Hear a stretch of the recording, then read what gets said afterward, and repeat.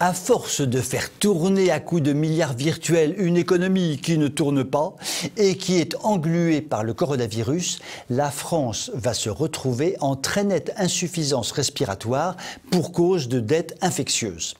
Après la dette grecque, va-t-on avoir droit à un remake, admirez mon accent, remake en français si vous préférez, va-t-on donc avoir droit à un remake version dette française? Voilà qui serait cocasse. Alors que la dette publique française n'était que de 98% du produit intérieur brut en mars, la petite pandémie a fait très mal aux finances publiques. À la fin de l'année, elle pourrait dépasser les 120%, soit flirter avec les 3 000 milliards d'euros. En son temps, Michel Delpech avait chanté la chanson à succès « Pour un flirt avec toi, je ferai n'importe quoi ». Eh bien, le gouvernement flirte avec les 3 000 milliards et fait vraiment n'importe quoi. Finalement, Michel Delpech aurait fait un très bon ministre des Finances. Ainsi donc, il y a donc belle lurette, pirouette, cacahuète, que le plafond des 100% qui, au sein de l'UE, n'était dépassé que par le Portugal, l'Italie et la Grèce à la fin 2019, est pulvérisé. Naturellement, les grands experts en économie qui contemplent cela derrière leurs lunettes astronomiques et télescopiques haussent les épaules. Pensez-vous, ma bonne dame, la dette, mais c'est incompressible, tous les États en ont, en usent, en abusent, et cela n'est pas prêt de s'arranger, parce que tout cela n'a aucune importance, il faut bien vivre avec, quoi, c'est comme le rhume des foins.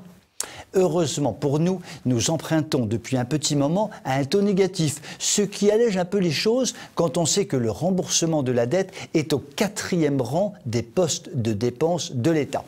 Et cela n'est pas prêt de s'arrêter. Il paraît que c'est structurel, ce qui ne veut rien dire, mais est doctement proclamé par les économistes à la solde du pouvoir. Pas touche à cette aberration, mon pote. La machine est devenue folle, mais ça arrange tout le monde. À court terme, cela pourrait peut-être aller. Disons peut-être à échéance d'un quinquennat, par exemple. Au-delà, ça risque de se gâter un peu et c'est même assez sûr que diantre.